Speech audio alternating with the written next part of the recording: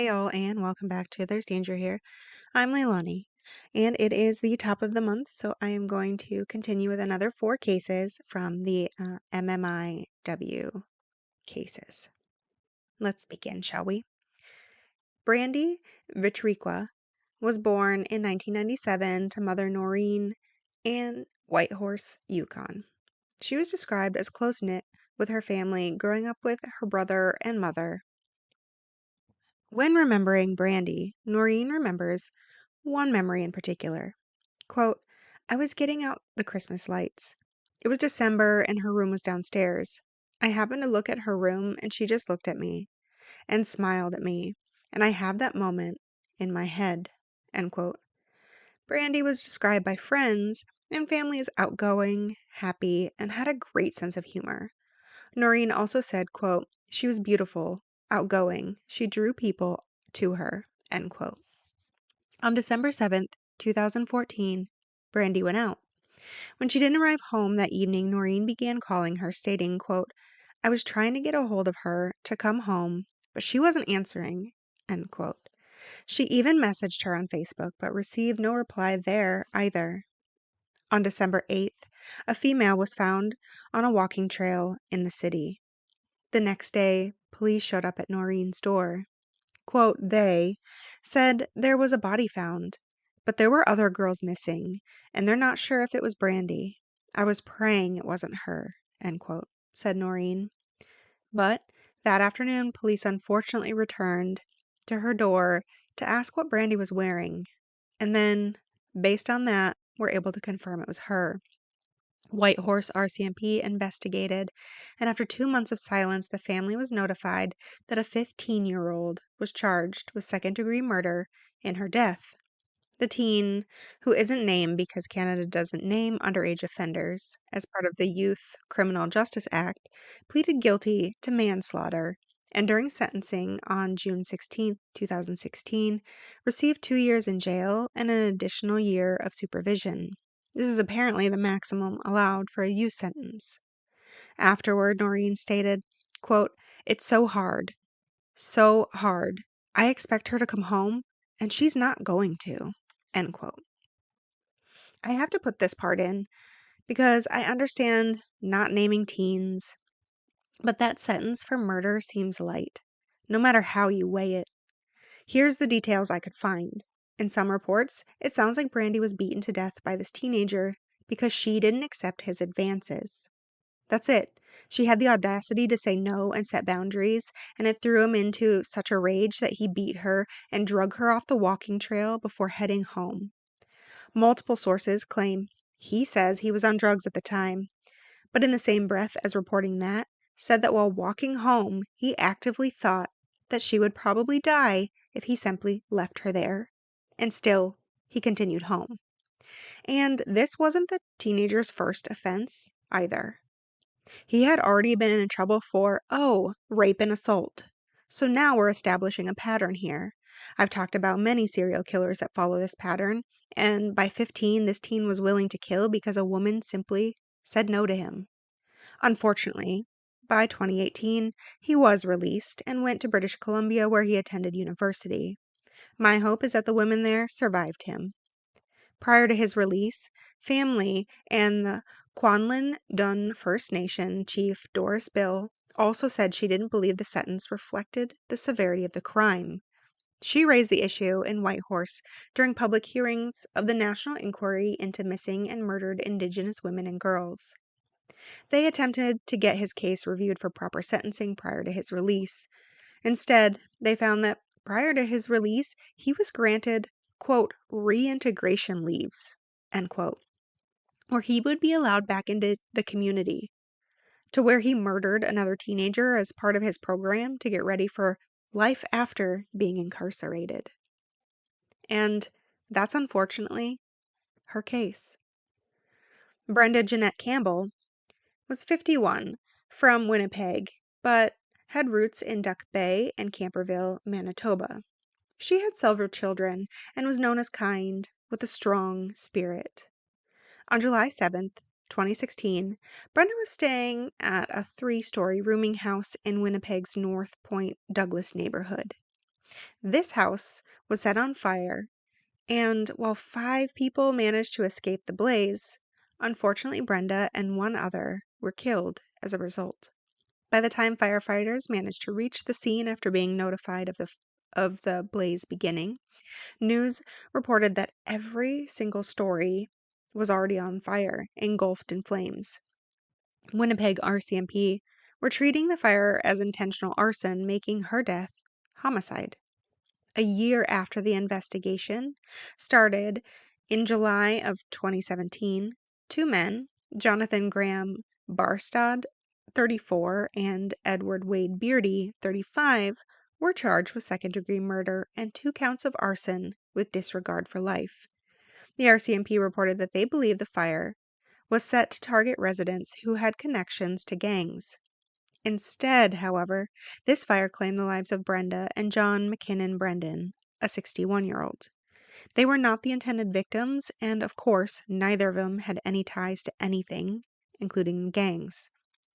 Brenda is remembered by her family as a kind and humorous spirit who volunteered at a local women's shelter. Brenda Bearspaw was born on September 30th, 1989, to parents Geraldine Bearspaw and John Cito, and was part of the Siksika Nation. The 16-year-old was found murdered in the morning of January 1st, 2006, from a hit and run on the Trans-Canada Highway in Morley, Alberta. According to a medical certificate of her death, in this case, she had been run over by at least 2 other vehicles as her body was lying on the highway. None of them pulled over to help. The night before this happened, Brittany had asked to go to a dance on the 1st. When Brittany's parents realized she was missing, then heard someone was found on the highway, they immediately went home and unfortunately found the RCMP there. Originally, they were told Brittany had committed suicide by lying on the highway. This was purportedly due to the fact that the ME examining Brittany had written that she had made, quote, several references to self-harm shortly before she was found, end quote, and, quote, reportedly had a history of ethanol abuse, end quote, which were statements from alleged friends of Brittany's. The investigation sounds pretty poor. At one point, law enforcement lost Brittany's cell phone. The RCMP did state it was looking for 2 vehicles that might have a connection to her murder, a 1996 through 2000 red Toyota RAV4 and a 1999 through 2000 Pontiac Grand Am. Both vehicles would have likely sustained front-end damage. Friends and family state Brittany, who was a student at Morley Community School at the time, was full of dreams. She wanted to be a lawyer. She had a great sense of humor. She loved the powwow trail and listening to her favorite powwow music from the Northern Cree Singers and Whitefish Juniors. Geraldine stated she believes the RCMP gave up on her case because friends of Brittany that she had been with that night told the RCMP officers she was suicidal. Quote, they didn't even do a search. They hadn't even done an investigation, end quote, John said. Quote, how can you say she killed herself, end quote, adding the RCMP had taken some of Brittany's personal belongings as evidence, which again is including that cell phone. After a year of calling and following up with the RCMP with no leads on the initial hit and run, John called and asked to have her cell phone returned. Quote, she's got recordings on that phone with her voice, pictures of her on there, end quote, John said, adding that, quote, maybe there's something there that could have been seen and they might have missed, end quote. While initially being told it was in a safety deposit box inside the department and he couldn't have it while the investigation was active, he was later told they simply lost it. The RCMP, quote, they told us if we could find the receipt for the phone, we'll purchase you another one, end quote, John stated. It is that type of error that proves to the family that the investigation, if any, was not well conducted. John stated, quote, that really makes anyone wonder. Is it really what they said it is? If they can't hold down a piece of evidence like a cell phone, what makes you think that anything they're telling us is even true." End quote. According to Brittany's family, the second and third drivers who hit her turned themselves in and faced no charges. The first driver is still at large. Alberta RCMP would not confirm that information, and police reported at the time of her death there was no light on the stretch of highway through Morley, and they believed it was possible that the drivers thought they hit a deer, or perhaps they didn't realize they hit something at all, which the second part of that statement seems very out of character. Of course you're going to notice if you hit something, especially the size of a human. That was inappropriate. But that's unfortunately all the updates we have on her case at this time. Brooklynn Moose. Brooklynn Moose was born on February 24th, 1989, to parents Margaret Moose and Delbert Sabat. She was one of 10 children in the home growing up and was known for having a good sense of humor and an infectious smile. She grew up and was close with her family. By the time she was 25, she had 2 children of her own, son Damien McKay and daughter Navja Moose. Brooklynn rented a house in the 900 block of Athol Street near Regina's North Central neighborhood. Unfortunately, that area is known for drugs and violence. Brooklynn ended up having issues with her own roommate and had to ask her to leave in around December of 2014. After that, she received threats and even requested the locks be changed.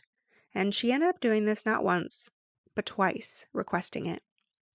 On February 27th, 2015, Brooklynn called Margaret around 3 p.m. to say she was leaving a gathering at East Regina. The gathering had become more of a party, and a lot of people were drinking, and she just didn't want to, so she was just going to go home. That, unfortunately, is the last time families spoke with Brooklynn. In July of 2015, the Regina Police Service issued a press release asking for help finding Brooklynn. But of course, to add insult to injury, noted they had warrants out for her arrest, even if they were just for minor offenses. I couldn't even find what they were for. Not that that should matter. In September of 2015, Brooklynn's body was found. It was in the attic of the house she was renting. She was in a cramped area, so much so that firefighters were brought out to create a passage from the outside of the home to into the attic in order to get her out of there. Police began an investigation, but then in November of 2015, the house she was found in was set on fire. A person broke in, poured gas in the attic, and set the whole house on fire. The Regina Police Service conducted what spokesperson Elizabeth Popowich calls a lengthy, thorough investigation into Brooklynn's death, and their conclusion is of course going to be at odds with the family. It is with anybody who has a brain. Quote, "There was no evidence of foul play or criminal involvement in the death," end quote. Popowich wrote in an email to CBC News. The home's former manager also believed Brooklynn took her own life. According to him, he said he evicted Brooklynn shortly before she disappeared, and upon inspecting the home, he saw a television stand placed beneath the attic hatch, with a small amount of insulation on the floor. When he learned the young woman was missing, he called police and recommended they check the attic. Quote, "When the police officer opened it up, insulation, rained down on top of us. It was bags and bags of it," end quote. He said, quote, "I still think it was probably a suicide just because. There's only one way in and out of that attic. Nobody could get up there and put insulation on top of that door and close it. It's just impossible," end quote. I think it's odd to care about what the manager of the house said, but every report seems to put it in. I don't know if it swayed the investigation, but the previous one I just talked about, kids apparently swayed the investigation, so why not add this here? But also I'm going to say you most certainly could set things up so that when opening a hatch, insulation would come down. That seems ludicrous to point out as evidence to suicide. What if she was put up there and still alive, but still stuck and fighting for her way out, causing things to shift? Or how do people think booby traps are made? The fact that someone came in and torched the house is highly suspicious.